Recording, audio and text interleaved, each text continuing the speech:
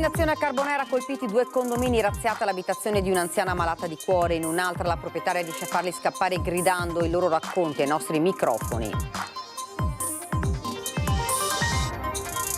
Ancora violenza su un bus di Mom, autista colpito con un pugno da un ventenne durante il controllo dell'abbonamento, è successo a Conegliano.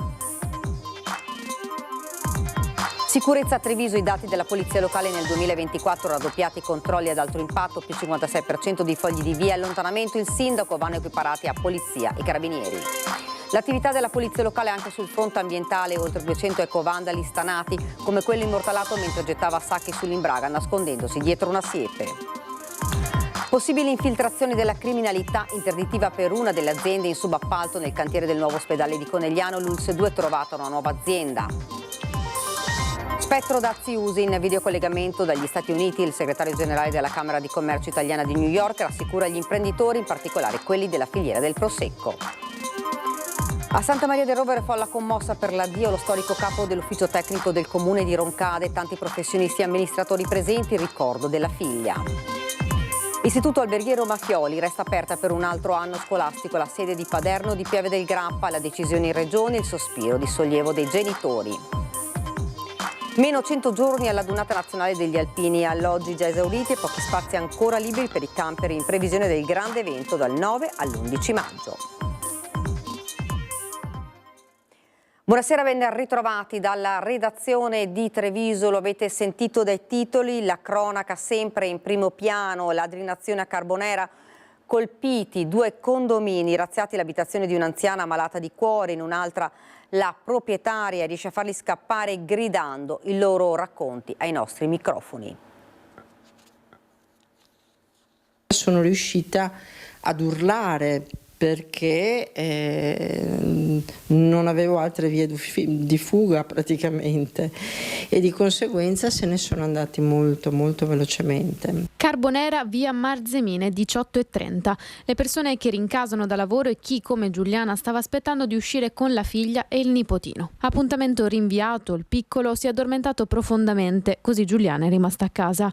TV accesa a farle compagnia mentre attendeva di prepararsi la cena, poi il fortissimo e improvviso rumore. Non sono riusciti a rovistare il quanto perché ho sentito, ma questo grazie a uno stand di biancheria. Ho sentito il forte botto e poi questo cigolare. Purtroppo sono già 2 volte che entrano dentro casa, di cui una volta purtroppo sono stata narcotizzata e di conseguenza portata di corsa in ospedale. Dopo il trauma subito, Giuliana aveva installato l'allarme vivendo da allora con la paura di un possibile ritorno dei ladri, ma non è bastato. È dura, è difficile ed è pesante perché non ci si può più fidare di niente, di nessuno. Dentro casa mia mi sento proprio in prigione.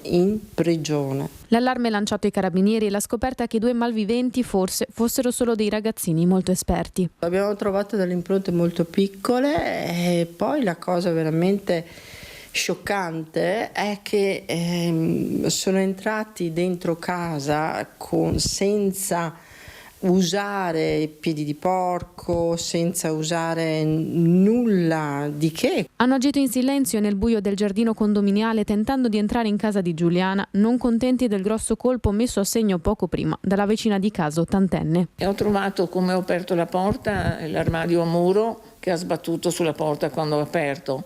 Come sono entrata, sono andata subito in camera a vedere, qua in salotto era già tutto rovesciato, si vedeva subito. Poi sono andata in camera e ho trovato tutto rovesciato. Entrati dalla porta finestra mentre Anna Maria, nonostante l'età e le precarie condizioni di salute, era di ritorno dall'assistenza agli anziani in una casa di riposo a Conegliano. Quel poco che mi hanno rubato per me valeva tanto, una collana d'oro di mia mamma e un anello molto grosso, anche quello sempre di mia mamma. Furti che portano con loro conseguenze e senso di impotenza e solitudine. È un messaggio quello che Anna Maria vuole lanciare. Che abbiano un po' di pietà a venirci a trovare, a salutare, a vedere come stai prima di tutto, perché poi il mio morale era molto giù. E basta anche solo una parola di conforto. Ancora violenza su un bus di Mom, autista colpito con un pugno da un ventenne durante il controllo dell'abbonamento, è successo a Conegliano.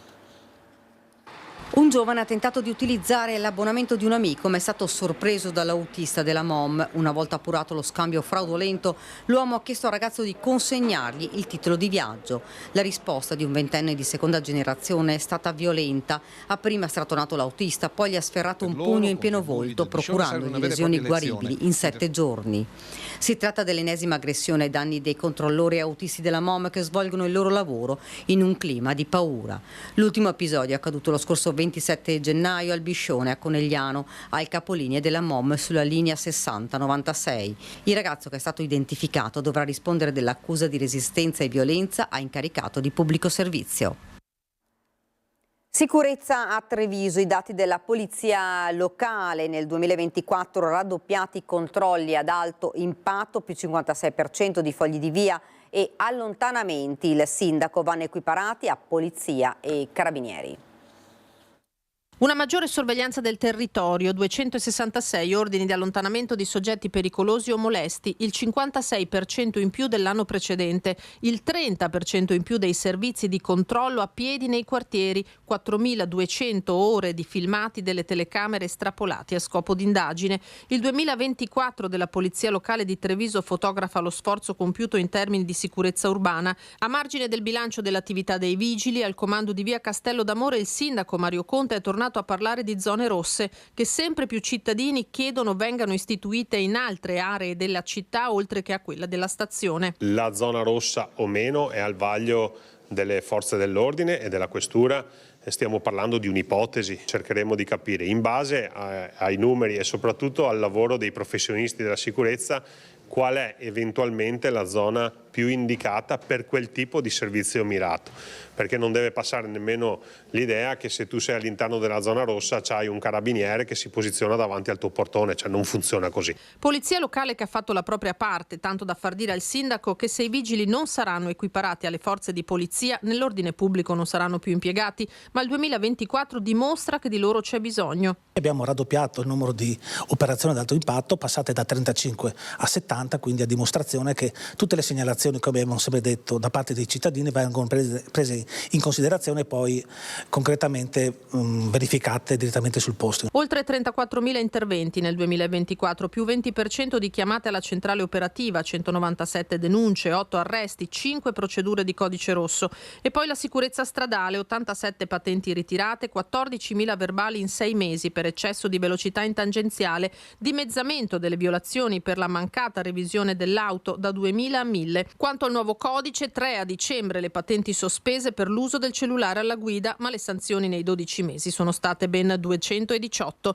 Lotta senza quartiere alla sosta irregolare, in particolare negli stalli per disabili. Quanto alla fame di parcheggi in città, per il piano inferiore dell'Appiani occorrerà attendere, annuncia il sindaco, ancora per poco. Posso dire che entro il mese di febbraio, entro la fine di febbraio, il parcheggio dell'Appiani verrà rimesso a disposizione della comunità.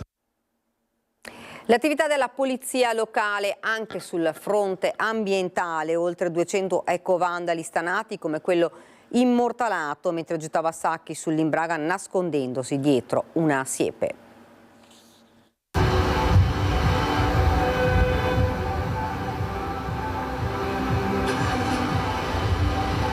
Le immagini parlano da sole e lasciano sconcertati. Un cittadino si disfa dell'immondizia lanciando uno dopo l'altro attraverso la siepe i sacchetti della spazzatura che finiscono nell'Imbraga e vengono lentamente portati via dalla corrente.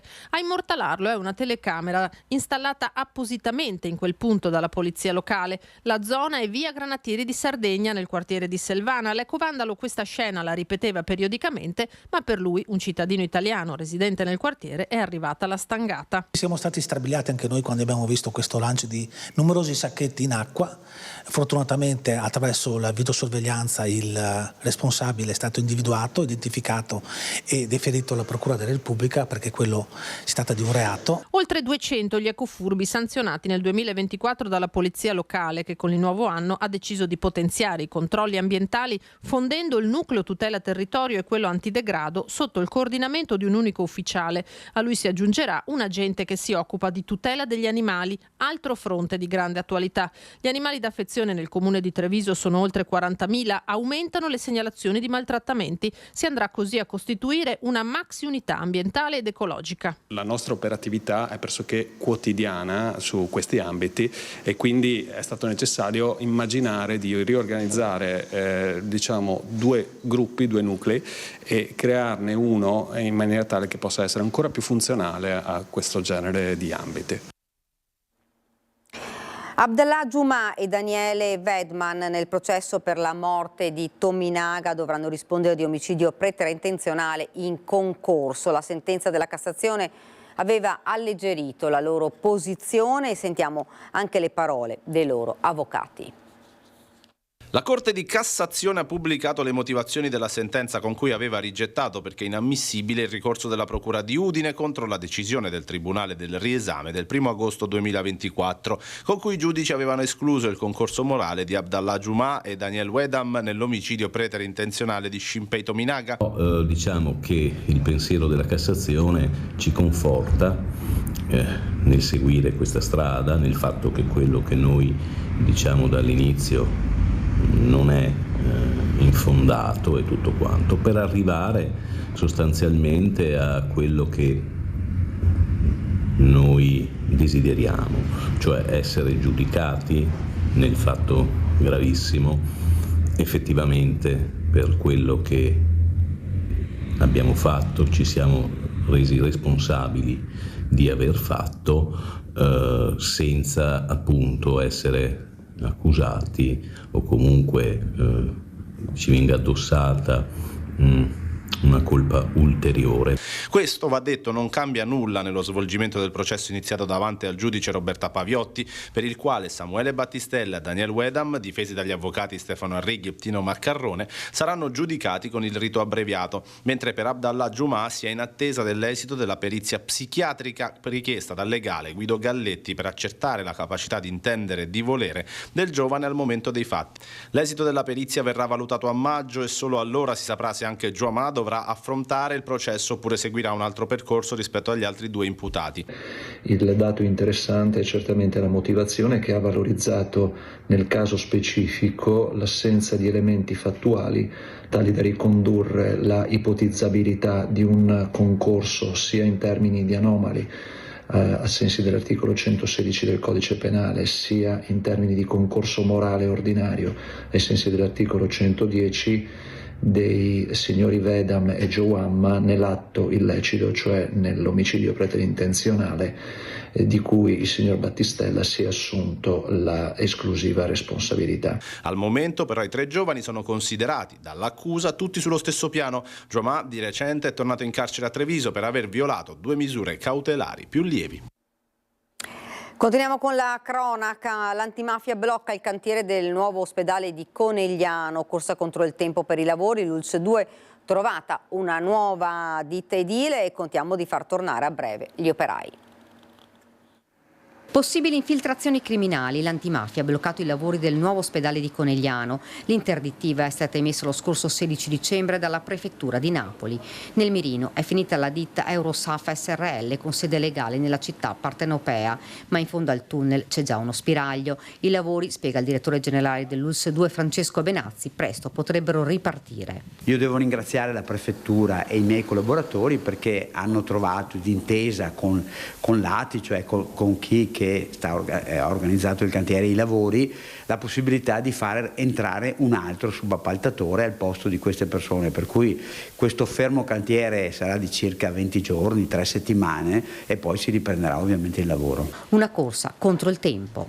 Avendo l'obbligo del PNRR di arrivare col prossimo anno, a marzo del prossimo anno, a fine cantiere, è chiaro che abbiamo bisogno di correre. Fra l'altro il cantiere era stato già costretto ad uno stop dovuto al maltempo. Le piogge hanno ritardato i lavori di quasi 2 mesi.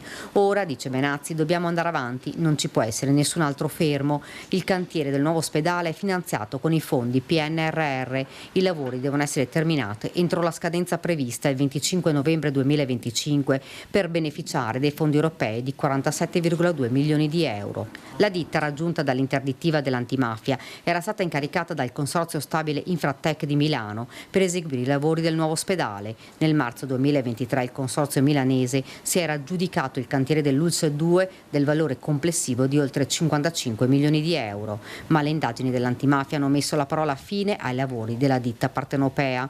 La Marca negli ultimi giorni è stata raggiunta da 2 interdittive, quelle relative alla ditta in subappalto napoletana ed un'altra che ha colpito una società con base sempre a Conegliano, operante nel settore dell'edilizia e specializzata nella viabilità. Siamo contenti che questi controlli avvengano, è meglio che avvengano adesso che dopo, ecco, quando magari abbiamo pagato, eccetera.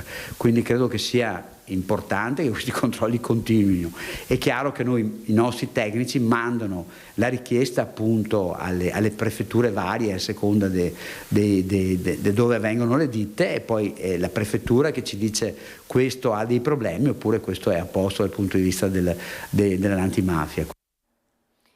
E torniamo a parlare del caso malaria. Grace, la sorella di Gary Petrin, 64 anni, l'imprenditore ritrovato senza vita nella sua villa col Fosco a causa di una grave forma di malaria, continua piano piano a migliorare. La donna, ricoverata in rianimazione perché colpita anch'essa dalla malaria, si è risvegliata anche se la prognosi resta precauzionalmente riservata. Entrambi vivevano nello Zambia e tutti e due avrebbero dunque contratto in Africa la malattia trasmessa dalla puntura di zanzara. Non trattandosi di una malattia trasmissibile da uomo a uomo, non sono state disposte misure sanitarie per i contatti dei 2 fratelli. Sequestrate 35.000 lamette da barba contraffatte importate dalla Svezia, pronte per essere vendute nei negozi della Marca. L'operazione della Guardia di Finanza di Treviso. 3 i denunciati. È ritenuto estraneo ai fatti l'imprenditore trevigiano proprietario di un magazzino che fornisce cosmetici in tutto l'Interland della Marca. Sequestrate 35.000 lamette da barba Gillette contraffatte che l'uomo aveva acquistato da una società di Milano e che a sua volta le aveva importate dalla Svezia. Le indagini hanno avuto origine da una segnalazione della compagnia della Guardia di Finanza di Melegnano che stava conducendo approfondimenti sull'impresa lombarda. Oltre al sequestro abbiamo denunciato i 3 amministratori della società lombarda che ha importato la partita di merce contraffatta dalla Svezia per i reati di ricettazione e introduzione nello Stato di merce contraffatta. La stessa società lombarda è stata inoltre segnalata per responsabilità amministrativa. Ci avvaliamo ovviamente di controlli molto accurati che vengono fatti presso porti, aeroporti, valichi di confine e anche di verifiche presso i distributori. Un lavoro che continua nella direzione della tutela alle contraffazioni, quello delle Fiamme Gialle di Treviso, che sottolineano l'importanza per gli imprenditori di rivolgersi sempre a canali ufficiali di vendita. Nella Marca, infatti, questo non è il primo caso di contraffazione. Risalgono agli ultimi 2 anni i sequestri di oltre 8.000 bottiglie di vodka e di 17.000 cosmetici falsi che al loro interno contenevano sostanze cancerogene.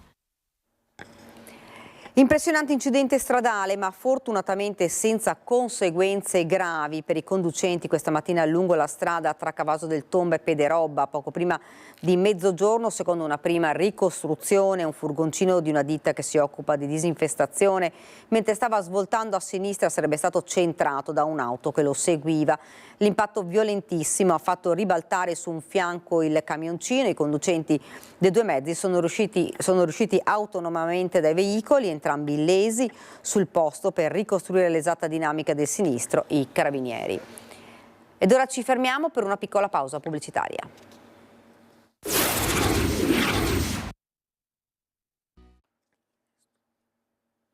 Siamo tornati in studio. A Santa Maria del Rovere, folla commossa per l'architetto Alessandro Lillo, storico capo dell'ufficio tecnico del comune di Roncade e tanti professionisti e amministratori presenti. Il ricordo della figlia.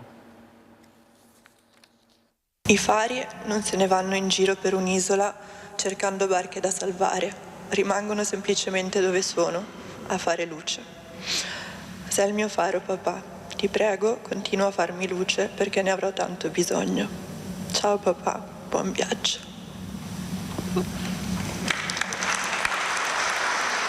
il dolcissimo saluto della figlia Elena a concludere la cerimonia, con cui una folla commossa ha detto addio nella chiesa di Santa Maria del Rovere, il quartiere dove era nato e cresciuto, all'architetto Alessandro Lillo, dirigente dell'ufficio tecnico del comune di Roncade, morto improvvisamente a 62 anni.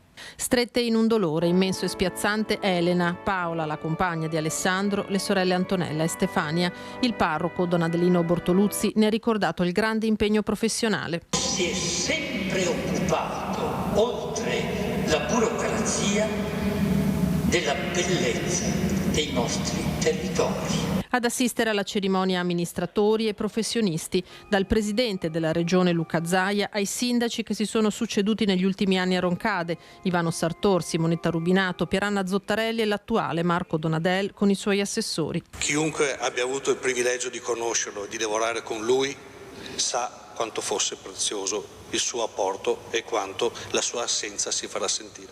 Ciao Alessandro, grazie per tutto quello che ci hai dato. La stima e la riconoscenza dell'Ordine degli Architetti. Noi oggi salutiamo un collega che ha dato veramente molto alla nostra professione, avrebbe potuto dare ancora di più sia alla professione che proprio anche alla comunità. Il commosso saluto dei compagni di scuola. Da oggi riprenderemo ad essere una classe per chi non c'è più e per chi è rimasto. Solo così saremo ancora tutti insieme in quinta E. Ciao Alessandro, amico e compagno di una vita, i tuoi compagni.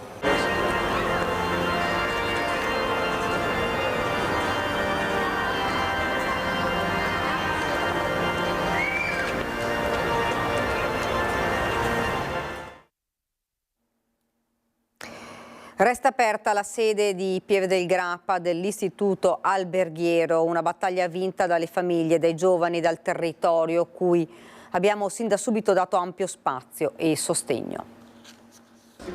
Istituto Alberghiero Maffioli, resta aperta la sede di Paderno di Pieve del Grappa. Così è stato deciso nell'incontro con la Regione, che ha completamente capovolto la decisione presa dalla provincia di Treviso e dal suo presidente Stefano Marcon di chiuderla senza se e senza ma. Ma loro, le famiglie, non si sono arrese. Fondamentale il lavoro di squadra di genitori, insegnanti, studenti e studentesse e dell'intero territorio della Pedemontana a cavallo tra Trevigiano e Vicentino. Una notizia che ha fatto tirare letteralmente un sospiro di sollievo. Ci abbiamo creduto fino in fondo, abbiamo interpellato amministratori locali, provinciali, regionali, abbiamo voluto sentire la voce di professionisti del settore alberghiero, turistico e nonché la gente comune ci ha dato una mano grandissima, ci ha fatto sentire veramente l'importanza del territorio, l'importanza di questa scuola. E oggi finalmente ci siamo riusciti. La sede di Villa Fietta manterrà questa collocazione sino alla fine del prossimo anno scolastico 2025-26.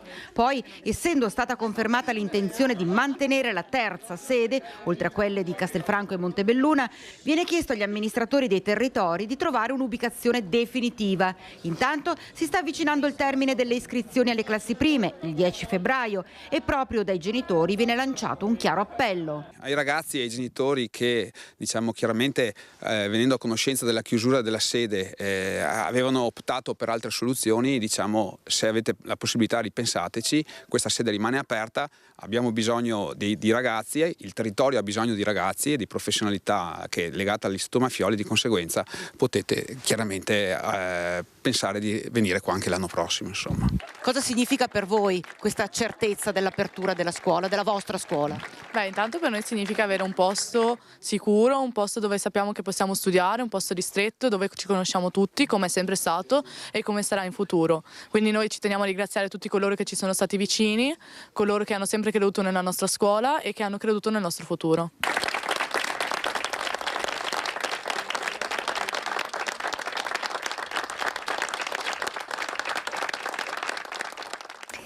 Spettro dazi USA in videocollegamento dagli Stati Uniti. Il segretario generale della Camera di Commercio italiana di New York rassicura gli imprenditori veneti, in particolare quelli della filiera del Prosecco.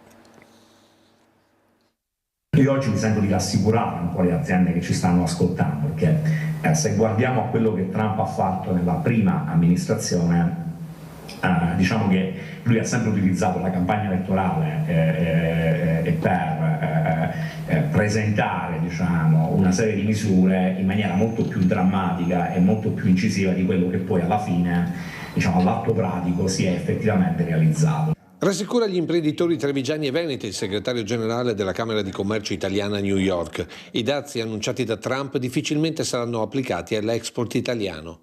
Tema che impensierisce non poco i nostri imprenditori, considerando che gli Stati Uniti è uno dei mercati più importanti per diverse tipologie di prodotto, in particolare moda, mobile e arredamento, ma soprattutto agroalimentare.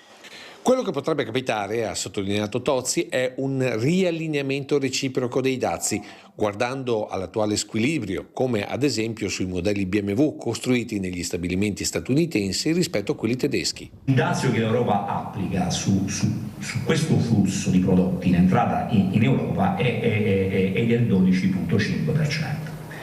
Il dazio che invece gli Stati Uniti applicano sul flusso contrario è del 2,5%. Cosa che non capiterà certo per il Prosecco, in testa negli Stati Uniti con Parmigiano Reggiano e Grana Padano tra i preferiti dell'agroalimentare italiano. Non ci dobbiamo preoccupare, noi per esempio come Camera di Commercio abbiamo diverse partnership anche negli Stati Uniti con la National Grocers Association, che è l'associazione che racchiude tutte le catene di supermercati indipendenti negli Stati Uniti, e abbiamo parlato anche con loro, saremo presenti alla loro fiera a fine febbraio a Las Vegas e da parte loro non c'è un'estrema preoccupazione, tutti continuano a comportarsi come si sono comportati e quindi il Prosecco continueranno a berlo perché come si fa a fare a meno dei prodotti italiani. Il mercato settimanale di Cornuda ha avuto il riconoscimento di luogo storico del commercio. La certificazione è arrivata dalla Regione Veneto. Era il 1 marzo 1906 quando a Cornuda fu istituito il mercato settimanale. Diventato operativo qualche mese dopo, si è confermato nell'arco di quasi 120 anni uno dei più importanti del territorio. È luogo di incontro, di commercio, di convivialità per la nostra comunità, ma non solo, perché questo è un mercato che ha 62 banche, quindi è un mercato anche importante e anche un riferimento per tutta la zona che sta attorno a Cornuda, e è importante soprattutto perché ha un valore anche per le altre attività commerciali che ci sono nel nostro paese. Il nostro augurio come Confcommercio Treviso è quello che ci sia una prospettiva, che ci sia anche una strutturazione del mercato stesso e una convivenza tra operatori in sede fissa e operatori ambulanti. E la convivenza con l'online?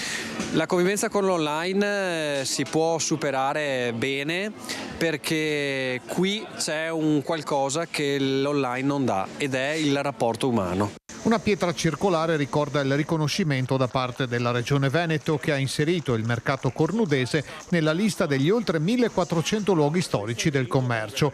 Tra questi sono appena una quarantina sui 440 esistenti i mercati ad aver ricevuto la certificazione. Un grande orgoglio per la nostra comunità, ma anche un grande impegno e uno sforzo dell'amministrazione comunale a sostenere queste attività e a sostenere tutto l'indotto che portano nel nostro paese. Nel contesto dell'evento il Comune ha premiato le attività economiche locali presenti, in alcuni casi anche da decenni, nel territorio. La vitalità di un'attività commerciale, di un mercato, è strettamente legata a doppio filo con la qualità della vita urbana, con la qualità dei territori. Quindi sostenere il mercato del giovedì qui a Cornuda significa implementare e sostenere tutto il nostro paese e tutta la nostra Cornuda.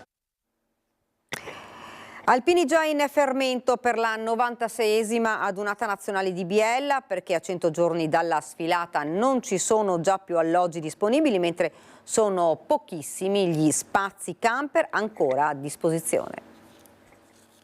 100 giorni all'alba e già non ci sono più alloggi a disposizione. Stiamo parlando della 96esima adunata nazionale degli Alpini di Biella, fissata dal 9 all'11 maggio prossimo nella città piemontese. Primo segnale di un evento che punta a ripetere i numeri di Vicenza, dove si sono superate le 500.000 presenze con 90.000 penne nere in sfilata. Dopo ben 9 anni, Biella riporta dunque le penne nere in Piemonte, con un nuovo messaggio dopo quello vicentino di alpini portatori di pace. Speranza sarà il termine presente negli striscioni che saranno portati dalle varie sezioni durante il percorso che si snoderà per le vie della città. Che in quei giorni, ha sottolineato il presidente ANA di Biella Marco Fulcheri, avrà un'area costantemente pedonalizzata perché in quei giorni la dunata deve avere la capacità di coinvolgere tutti, soprattutto in centro città. Al momento non è stato ancora ufficializzato il percorso, mentre in collaborazione con tutte le sezioni piemontesi si sta mettendo a punto la macchina logistica, definendo luoghi di ammassamento, punti soccorso, vie di fuga per una dunata che le penne nere biellesi vogliono perfetta, sull'esempio di Treviso 2017 e di Vicenza dello scorso anno.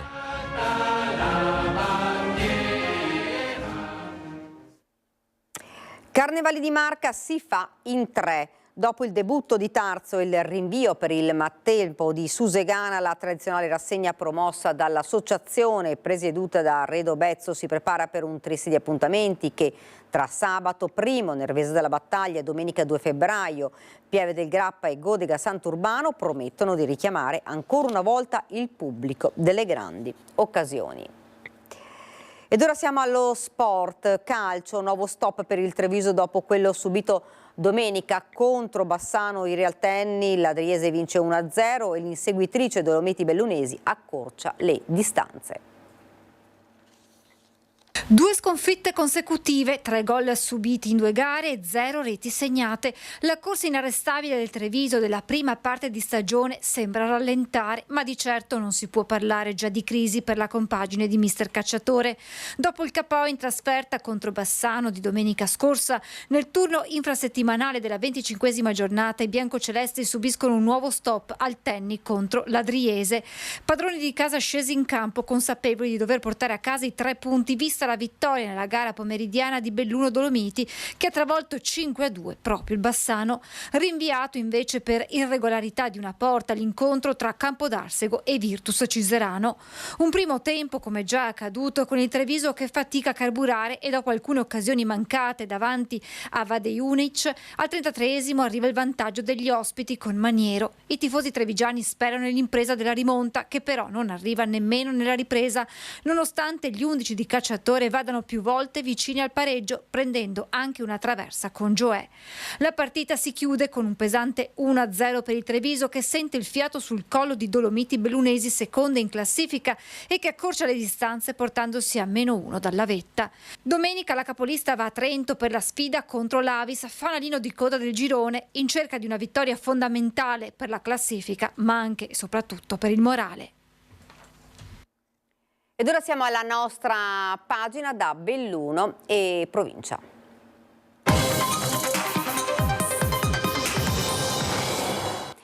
In primo piano la cronaca, furioso incendio nella notte distrugge 2 case a Valle di Cadore, 4 persone evacuate, tra loro 2 feriti lievi. Tutto il paese si è stretto attorno alle famiglie che hanno perso tutto. Purtroppo ancora un incendio nella notte, questa volta a Valle di Cadore, anche in questo caso 2 case distrutte, per fortuna anche questa volta nessun ferito grave. Era da poco passata la mezzanotte quando, per fortuna, Giulio Viele, 73 anni, si è svegliato, ha visto qualcosa ed è subito uscito in strada con la compagna Rosalinda Dallabona, 80 anni, il cui figlio Oliviero Salvadori è rimasto come altri tutta la mattinata a guardare attonito le macerie fumanti. In queste situazioni qua non è molto facile capire cosa è successo. Non c'è tanto da dire perché quando siamo arrivati le fiamme erano alte 10 metri. In strada c'era anche la famiglia di Giorgio da Fies, a cui appartiene parte dell'altra casa andata distrutta, ma che pur tra le lacrime è deciso a ricostruire. Ristrutturarla, sì, perché era l'ultima casa, la Cadorina, qua. È rimasta. Quindi ha voglia di riportarla com'era? Certo, mi sembrano tutti gli attrezzi, tutti gli attrezzi mi sembrano, tutti, combinate, banchi da lavoro, attrezzi, non ho più niente. Spegnere l'incendio non è stato facile, come non è stato facile per i mezzi dei vigili del fuoco accorsi da Pieve di Cadore con l'aiuto dei volontari di Valle raggiungere via Andericca, nella parte del paese. Si può dire che c'è stato appunto questo incendio che ha coinvolto 2 abitazioni, in cui 4 persone sono state evacuate perché ovviamente l'inagibilità. Non ci sono persone ferite, al momento non si riscontrano persone ferite. Le cause sono ancora in accertamento, i nostri colleghi qua di Pieve di Cadore stanno operando la messa in sicurezza dell'area.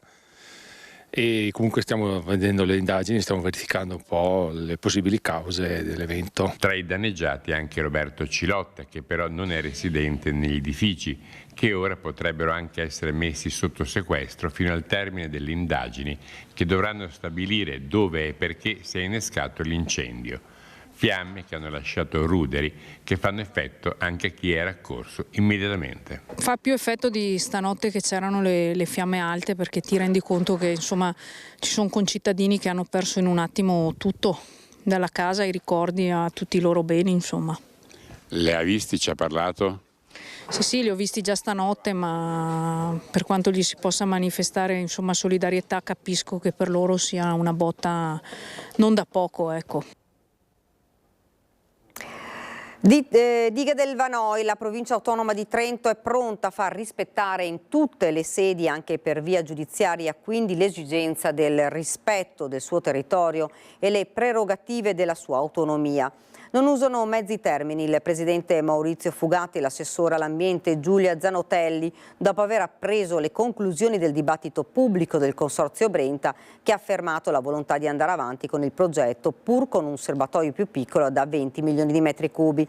Come 7 mesi fa, la provincia autonoma di Trento torna a far la voce grossa contro la diga del Vanoi, ribadendo i termini della diffida inviata la scorsa estate al consorzio proponente, dal compiere ulteriori attività volte alla progettazione e realizzazione di opere che interessi il territorio trentino in violazione delle disposizioni normative e degli strumenti di programmazione e pianificazione vigenti. Michele Dalfarra non sarà più la testa d'ariete per il rilancio di Longarone Fiere. L'Assemblea dei soci dell'ente ha nominato il nuovo CDA, che sarà presieduto dalla trevigiana Caterina Carrer, 57 anni, commercialista e curatrice fallimentare, attualmente membro del collegio sindacale dell'ULSS 2 Marca Trevigiana. Suo vice sarà Franco Conzato, direttore dell'Agenzia per l'internazionalizzazione del sistema camerale veneto. Dalfarra resta come consigliere assieme alla confermata Chiara Bortola, sindicata da Veneto Agricoltura, e a Giovanni De Lorenzi, indicato dalla provincia di Belluno, già presidente della Fiera di Longarone, che dell'ente diverrà il braccio operativo nel ruolo di amministratore delegato. Il nome di Carrer, proposto dal comune di Longarone, è stato condiviso da Regione e Camera di Commercio. Via libera dal Comitato Olimpico Internazionale al progetto tricolore delle Olimpiadi Giovanili Invernali 2028, che si svolgeranno fra Veneto, Trentino e Lombardia. I giochi si chiameranno Dolomiti Valtellina. Esulta il presidente Zaia, il Veneto raddoppia il sogno olimpico. Il Comitato Olimpico Internazionale ha scelto la nostra candidatura Dolomiti Valtellina come sede delle nuove Olimpiadi Giovanili Invernali del 2028. Altra vittoria, Veneto in prima fila, e grazie a tutti per averci creduto. Il CIO l'ha annunciato nel primo pomeriggio durante la 143esima sessione della sua assemblea a Losanna, formalizzando l'assegnazione delle Olimpiadi Giovanili Invernali 2028 al progetto Dolomiti Valtellina, che non ha dovuto sgomitare per affermarsi. 89 i sì a 1 su 90 voti validi con 2 astensioni. Risultato finale: candidatura unica, già raccomandata lo scorso dicembre dall'esecutivo del Comitato Olimpico Internazionale durante l'assegnazione dell'Assemblea. Dolomiti Valtellina 2028 unisce Lombardia, Veneto e Trentino e si poggia sulla legacy di Milano Cortina 2026. Ancora una volta un grande evento in Veneto, nelle nostre Dolomiti, ripercorrendo ovviamente le sedi di gara che sono state realizzate, sono state ammodernate per le Olimpiadi Invernali 2026, ma questa volta per un'altra grande occasione. È un'espressione di fiducia del CIO nella capacità dell'Italia di offrire eventi di sport invernali eccezionali e di livello mondiale, ha dichiarato il presidente Thomas Bach. L'Italia è pronta a mettere cuore, passione e competenza per ospitare un evento che sarà anche significativa opportunità di crescita per l'intera nazione, ha detto il ministro dello sport Andrea Abodi oggi a Losanna con il presidente del CONI Malagò, i presidenti della regione Lombardia e della provincia autonoma di Trento, l'assessore veneto allo sport Corazzari e i campioni olimpici Diana Bianchedi e Antonio Rossi. I giochi si disputeranno dal 15 al 29 gennaio 2028 e 7 delle 11 sedi proposte saranno già utilizzate nel 2026. In provincia di Belluno lo Sliding Center e lo Stadio Olimpico di Cortina. Olimpiadi 2026, si comincia a respirare aria frizzante anche in provincia di Belluno. Il countdown verso l'evento a 5 cerchi non ammette soste né tentennamenti. L'organizzazione è a pieno regime, pur se bisogna fare i conti con il completamento delle opere.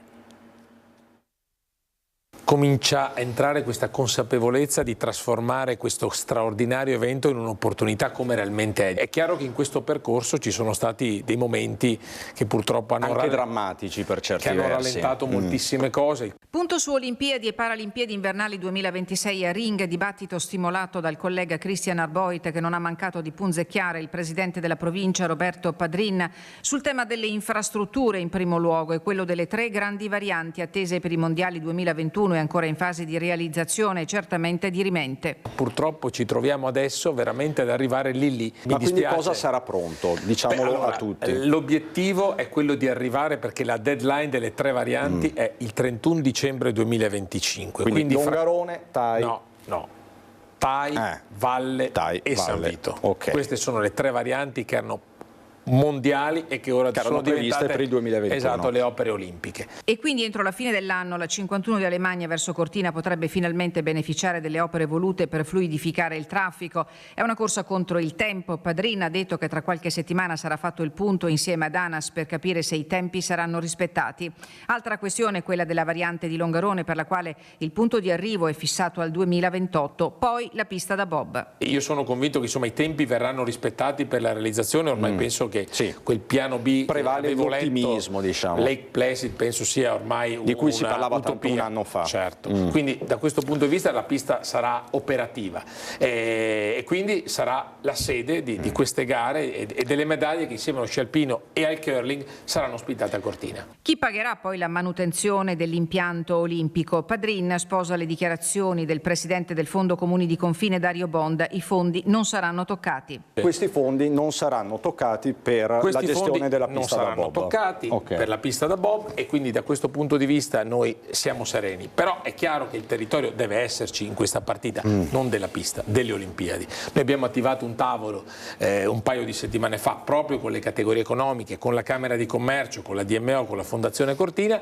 per coinvolgere l'intero territorio, perché queste sono le Olimpiadi di Cortina, è vero, ma devono coinvolgere tutti. E per tutti si intende non solo il bellunese, ma il Veneto intero. L'ha confermato durante il dibattito il presidente della Camera di Commercio Mario Pozza, l'ha ribadito il sindaco di Treviso Mario Conte. Non è un beneficio solo di Cortina, ma di tutto l'asse, di tutto il paese del Veneto, ma in particolare di Venezia, di Treviso e di Belluno. L'importante è però che le opere, come dicevo, vengano finite e che Cortina, insomma, si capisca che Cortina è in Veneto. Tutti coloro che arriveranno a Cortina passeranno per Treviso o attraverso l'aeroporto, attraverso la stazione, e francamente io voglio che la mia città si faccia trovare pronta. Ed è tutto per questa edizione del nostro telegiornale. Ora la sigla, poi le previsioni del tempo. Grazie davvero per averci seguito e buona serata.